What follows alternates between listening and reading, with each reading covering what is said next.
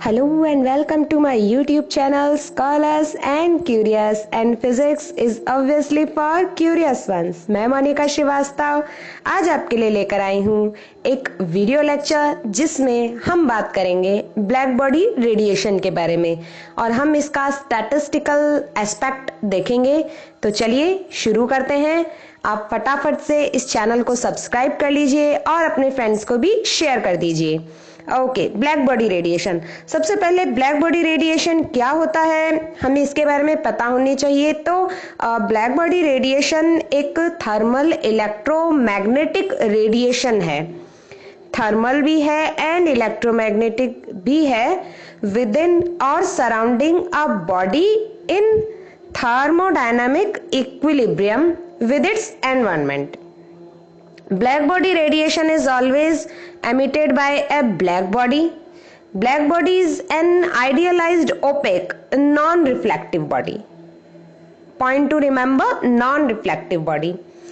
It has a specific spectrum of wavelengths inversely related to intensity that depend only on the body's temperature, which is assumed for the sake of calculations and theory to be uniform and constant। तो basically किसी भी black body से निकलने वाले thermal electromagnetic radiation को ही हम black body radiation बोल रहे हैं।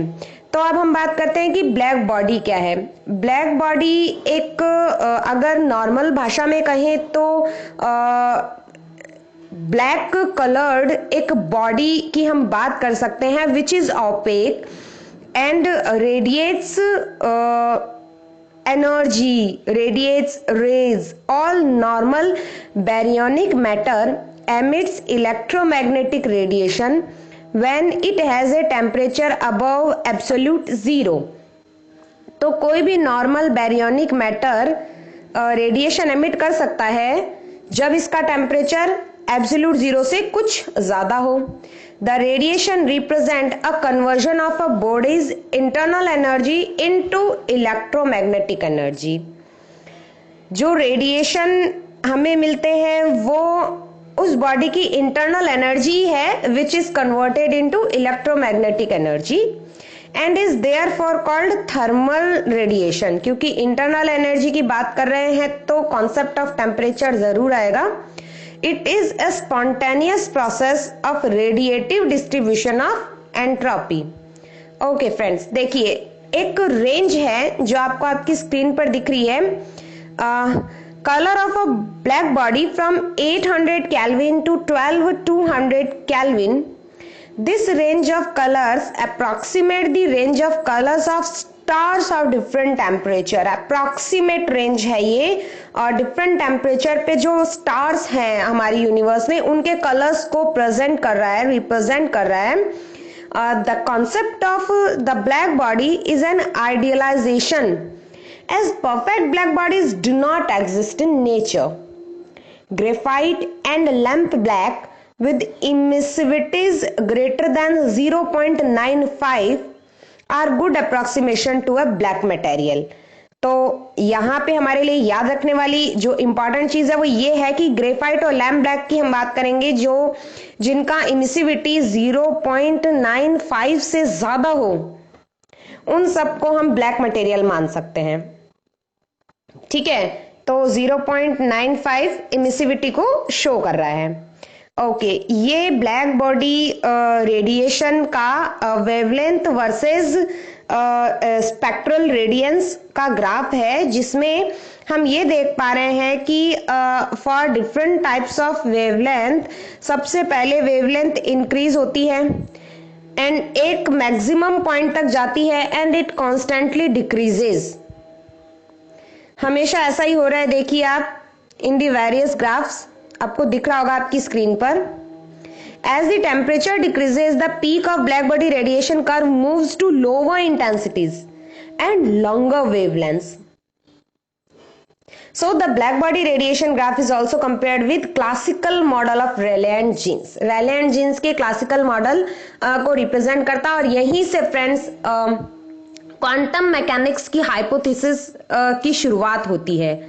हम ब्लैक बॉडी रेडिएशन को क्वांटम मैकेनिक्स के थ्रू भी एक्सप्लेन कर पाते हैं। सो ब्लैक बॉडी रेडिएशन से हमें जो इक्वेशन मिलते हैं दोज आर मोस्ट इंपॉर्टेंट, हमारे एग्जाम के एस्पेक्ट से भी हमें पता होनी चाहिए और उन्हें यूज करना आना चाहिए। तो these equations are, first one is Planck's law of black body radiation. तो जो प्लांक्स लॉ है फ्रेंड्स, वो आपको ये याद रखना है, B V T equals to 2h nu cube upon C square 1 upon exponential h nu upon kt minus 1, where b is the spectral radiance, h is the Planck constant, c speed of light in vacuum, k is the Boltzmann constant, nu is the frequency of electromagnetic radiation and t is absolute temperature obviously। तो ये है Planck radiation law का formula और ये हमें याद रखना है। जब हम क्वांटम पढ़ेंगे तो इस फॉर्मूले को देखेंगे कि ये कहां से आया और इसका यूज हमें कहां करना है। Next one is Wien's displacement law. कुछ भी नहीं है, इसमें सबसे जो इंपॉर्टेंट चीज है दैट इज आपको ये फॉर्मूला याद रखना है, lambda peak equals to B upon T. हमने जो ब्लैक बॉडी रेडिएशन का कर्व अभी देखा वो कुछ ऐसा था। तो लैम्डा की जो मैक्सिमम वैल्यू है, इस पीक की मैक्सिमम वैल्यू वो है लैम्डा पीक, और वो जो है बी अपॉन एब्सोल्यूट टेम्परेचर के इक्वल होती है। यानी basically maximum value of wavelength is proportional to 1 upon T. Absolute temperature के इनवर्सली प्रोपोर्शनल होता है, यानी टेम्परेचर बढ़ाएंगे तो लैम्डा एम की वैल्यू कम होगी, टेम्परेचर घटाएंगे तो लैम्डा एम की वैल्यू बढ़ेगी। और जो है बी फ्रेंड्स वो कांस्टेंट है, जिसे वीन्स डिस्प्लेसमेंट कांस्टेंट भी बोलेंगे, और इस कांस्टेंट की वैल्यू फ्रेंड्स यहां है, ये रही 2.89771,955 इंटू 10⁻³ मीटर केल्विन। ये वैल्यू जो है ये बी की वैल्यू है फ्रेंड्स, आपको ये याद रखना है। Next Stefan Boltzmann law. Stefan Boltzmann law में अगर हम जो हमने फर्स्ट देखा प्लांक्स लॉ, उसमें बीवीटी की जगह इंटीग्रल रेडियंस एल काम मिले तो ये फॉर्मूला कुछ ऐसा बनता है फ्रेंड्स। और जो आपको यहां से इंपॉर्टेंट बात याद रखनी है वो एक ही है, ये वाला फॉर्मूला याद रखना है, यही है Stefan Boltzmann law. Stefan Boltzmann law के according the power emitted per unit area the surface of black body is directly proportional to the fourth power of its absolute temperature। यानी पावर P या J star जो भी आप denote कर रहे हैं that is directly proportional to fourth power of absolute temperature। और जो सिग्मा है फ्रेंड्स यहां कांस्टेंट है जब हमने प्रोपोर्शनलिटी का साइन हटाया है, और सिग्मा ही क्या है आपका स्टीफन बोल्ट्जमान कांस्टेंट है। सिग्मा की वैल्यू होती है फ्रेंड्स 5.67 इंटू 10⁻⁻8 वाट पर मीटर स्क्वायर केल्विन 4, ये रही यहां सिग्मा की वैल्यू। तो ये दो चीजें आपको यहां से याद रखनी है। अब देखिए हम ब्लैक बॉडी रेडिएशन की एक एप्लीकेशन के रूप में यहां पर आपको स्क्रीन पर जो चीज शो हो रही है दैट इज वेरी इंटरेस्टिंग, कि ह्यूमन बॉडी भी IR लाइट में ह्यूमन बॉडी रेडिएट करती है, ये हम IR लाइट में देख सकते हैं, ये चीज देखी जा चुकी है। और वो जो रेडिएशन होता है वो कितना होता है, so the net power radiated is the difference between power emitted and power absorbed, P net equals to P emit minus P absorb. अब आप देखिए आपकी स्क्रीन पर राइट साइड में एक इमेज शो हो रही है, ऊपर एक मैन ने एक ब्लैक कलर का जो है स्क्रीन बोल दीजिए या कोई पर्दा इन्होंने ओढ़ रखा है, पॉलिथीन बैग बोल सकते हैं इसको, ब्लैक। जब इसे IR लाइट में देखा गया, ये देखिए नीचे, तो जहां पर उन्होंने ये पॉली बैग्स ओढ़ रखा था उस डिस्टेंस पर आपको यहां रेडिएशंस दिख रहे होंगे। तो इससे ये प्रूव होता है कि ह्यूमन बॉडी भी रेडिएशन एमिट करती है। पावर एमिट करती है। इंटरेस्टिंग कॉन्सेप्ट है, एक्सपेरिमेंट्स आर गोइंग ऑन। चलिए अब हम बात करते हैं फोटोन गैस की। कुछ भी नहीं है, photon gas is a gas like collection of photons. Photons तो हमें पता ही है, E equals to H nu, हमारा जो कॉन्सेप्ट था एनर्जी का। तो photon gas gas like collection है फोटोन का, which has many of the same properties of conversion conventional gas like hydrogen or neon। ज्यादातर प्रॉपर्टीज गैस की जैसी हैं, जैसे प्रेशर इंक्लूड करना, temperature, entropy. The most common example of a photon gas in equilibrium is black body radiation. Equilibrium में जब हम photon gas की बात करेंगे तो जो मोस्ट कॉमन एग्जांपल हम दे सकते हैं that is black body radiation. तो हम यहां ऐसी फोटोन गैस को ब्लैक बॉडी फोटोन गैस नाम देंगे। हम पढ़ेंगे अब thermodynamics of a black body photon gas. जैसा कि मैंने बताया कि gas like collection of photons is photon gas, और जब हम फोटोन गैस के इक्विलिब्रियम की बात करेंगे तो that is black body photon gas. So the most common way that an equilibrium distribution is established is by the interaction of the photons with matter. That is black body photon gas का main concept. If the photons are absorbed and emitted by the walls of system containing all the photon gas and the walls are at a particular temperature, then the equilibrium distribution for the photons will be a black body distribution at that temperature। जो equilibrium distribution of photons होगा वो ही उस temperature पर black body distribution कहलाएगा। Normal सी चीज है, समझ आ गया होगा।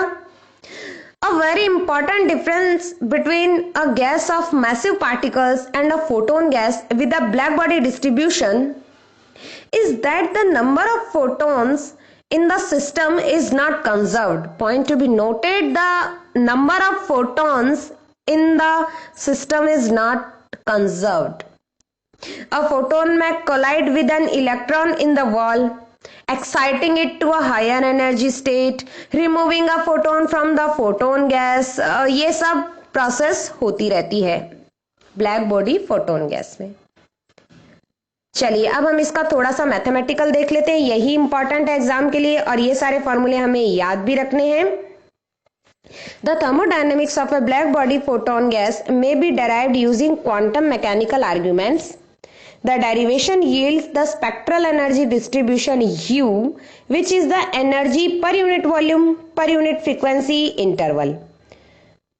तो जो U की वैल्यू है एनर्जी पर यूनिट वॉल्यूम पर यूनिट फ्रीक्वेंसी इंटरवल, वो आपको याद रखनी है 8 pi h nu cube upon C cube 1 upon E raise to the power h nu upon KT minus 1। यहाँ पे h Planck constant, c speed of light, nu frequency, k Boltzmann constant and t is the temperature integrating our frequency and multiplying by the volume. Now the internal energy of a black body photon gas क्या हो गई?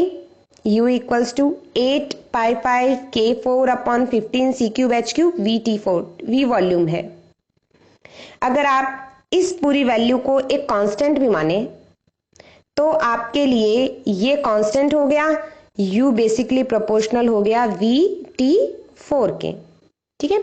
The derivation also yields the number of photons which is the expected number of photons। जहां पे ये जो ईटा है that is eta n, that is the Riemann zeta function, Riemann zeta function। Okay, तो ये फॉर्मूले आपको अच्छे से याद होने चाहिए। If we note that the equation of state for an ultra relativistic quantum gas is given by, अगर हम मान के चलें कि equation of state for an ultra relativistic quantum gas U equals to 3pV, that we can combine the above formula to produce an equation of state that looks much like that of an ideal gas। तो हम जब इस zeta function में रखेंगे तो कुछ कुछ ये इक्वेशन आइडियल गैस का जैसा बना। देखिए PV equals to 0.9 NKT, PV equals to NKT होता है ना हमारा आइडियल गैस का फॉर्मूला, तो कुछ कुछ ऐसा बन रहा है। अब एक टेबल है thermodynamic state function for a black body की इंटरनल एनर्जी क्या होती है, हेल्महोल्ट्ज फ्री एनर्जी क्या होती है, गिब्स फ्री एनर्जी क्या होती है, उसको मैंने यहाँ टेबलाइज किया है।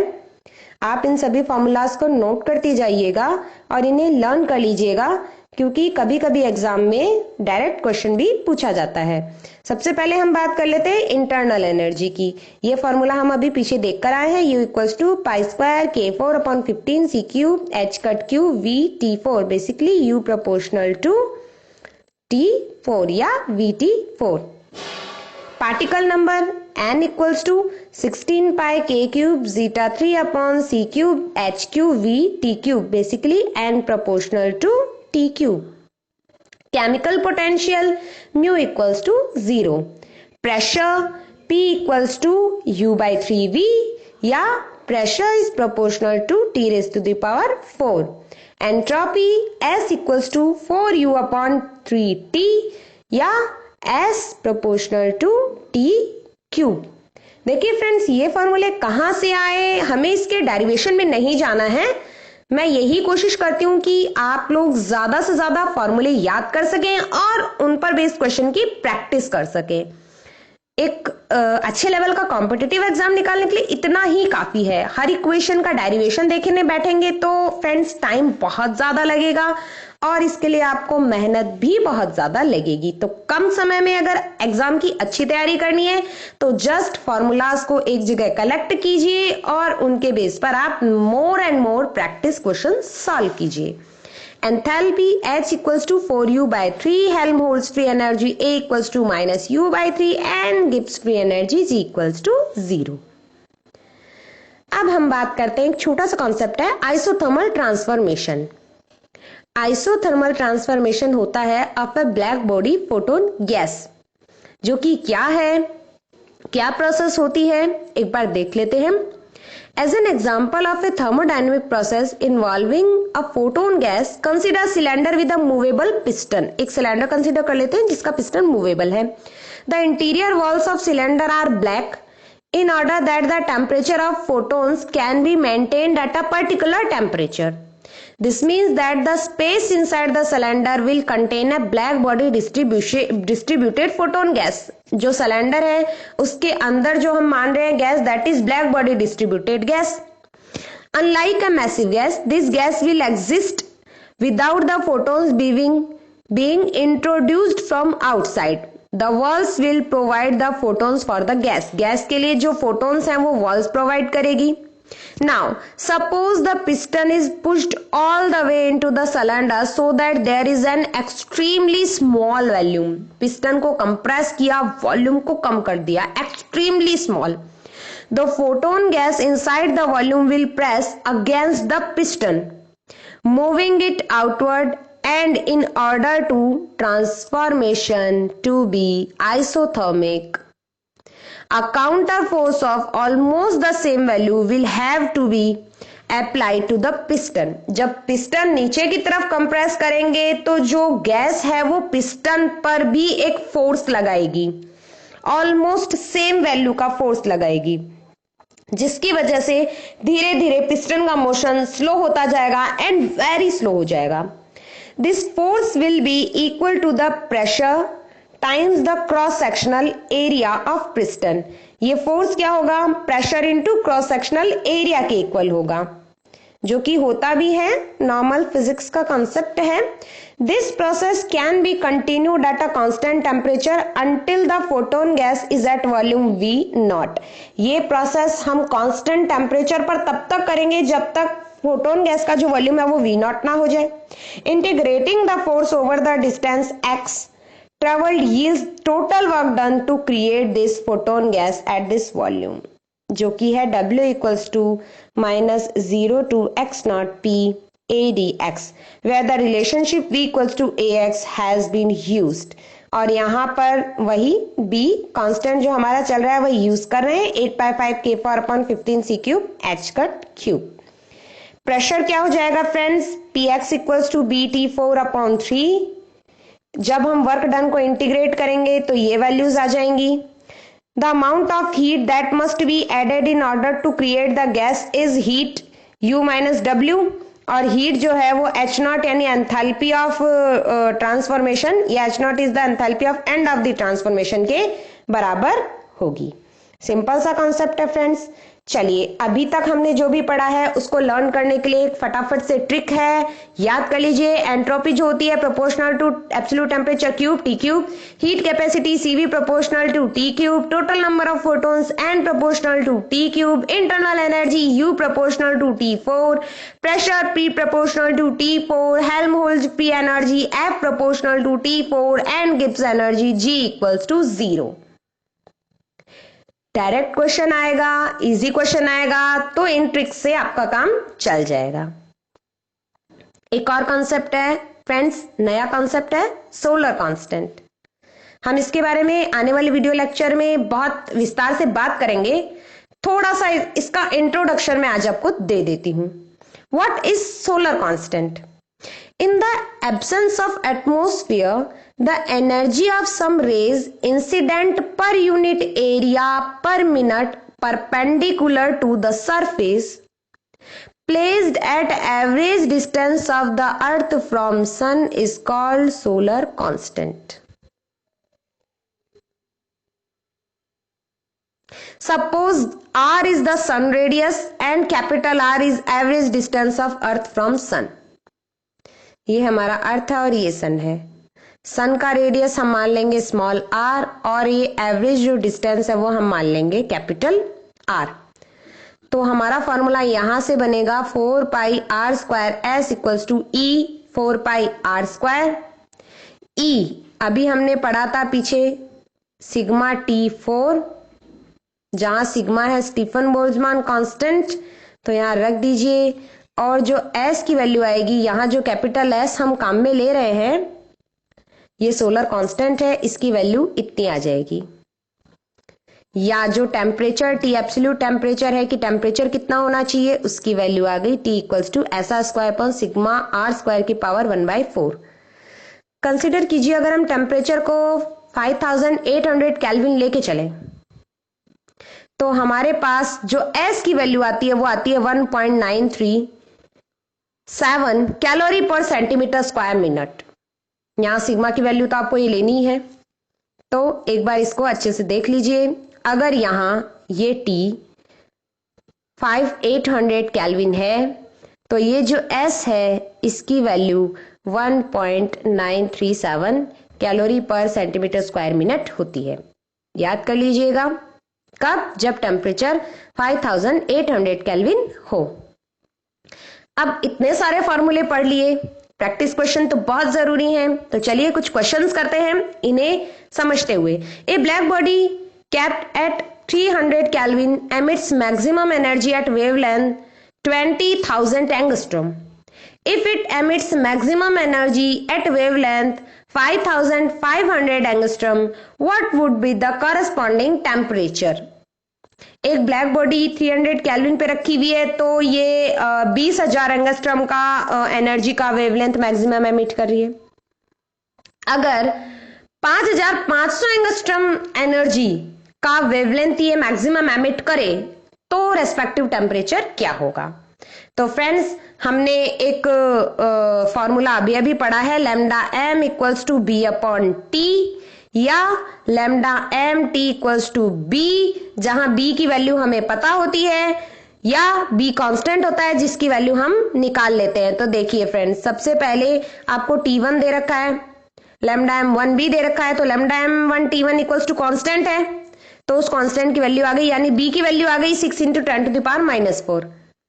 अब आप b की वैल्यू पुट कर दीजिए, लैम्डा m2 की वैल्यू दे रखी है आपको 5500, t2 की वैल्यू आ जाएगी। इजी क्वेश्चन था, बहुत बार एग्जाम में पूछा जाता है। Question number 2, the temperature of A cavity of fixed volume is doubled, which of the following is true for black body radiation inside the cavity? Fixed volume पर रखी किसी कैविटी का टेम्परेचर डबल कर दिया गया, तो आपको बताना इन चारों ऑप्शन में से कौन सा ऑप्शन सही होगा उस ब्लैक बॉडी रेडिएशन की कैविटी के लिए। A, its energy and number of photons both increases by 8 time, या energy increases by 8 time but number of photons by 16 time, या energy increases by 16 times but number of photons by 8 times, या energy and number of photons both increases by 16 times. बहुत ही easy सा question है। देखिए friends, number of photons black body radiation के लिए मैंने आपको अभी जो ट्रिक्स लिखवाई है, n proportional to T cube होता है और energy u proportional to T 4 होता है। t की वैल्यू डबल कर रहे हैं तो n proportional to 2 cube, u proportional to 2 4, ये n क्या आ गया आपका प्रोपोर्शनल टू 8 और u क्या आ गया आपका 16। तो number of particles increases by 8 times and energy increases by 16 times. तो आपका जो आंसर हो जाएगा वो हो जाएगा energy increases by 16 times and number of photons by 8 time. Option C will be correct. Okay, here we are coming towards question number 3। A nuclear bomb at the instant of explosion approximated to a black body of radius 0.3 meter with a surface temperature of 10 to the power 7 Kelvin. How much power is emitted by the bomb? Easy question है friends. अभी जो हमने solar constant वाला formula लिखा था वहां से power radiate का जो फॉर्मूला बनता है फ्रेंड्स वो ये होता है, इसे आप नोट कर लीजिए। Power radiate equals to sigma TS44 pi R square. 4 pi की वैल्यू रख दी, आर की वैल्यू गिवन है, स्क्वायर कर दिया, सिग्मा हमें पता है कांस्टेंट है, into T temperature 10 to the power 7 है, TS यानी 10 टू द पावर 7 की पावर 4, इसको आप सॉल्व कर लेंगे तो P इक्वल्स टू आ गया 6.4 इंटू 10 टू द पावर 20 वाट और यही इसका आंसर है। तो फ्रेंड्स जरूर बताइएगा कि आपको आज का ये वीडियो कैसा लगा। मैंने अलग अलग साइट से, अलग अलग बुक से, अलग अलग नोट से ये आपके लिए कंटेंट डाला था। आई होप आपको जरूर पसंद आएगा। आप अपने विचार और अपने सजेशंस कमेंट बॉक्स में जरूर लिखें। इस वीडियो को लाइक कीजिए, सब्सक्राइब कीजिए और अपने फ्रेंड्स को भी शेयर कीजिए। Stay home, stay safe. Thank you.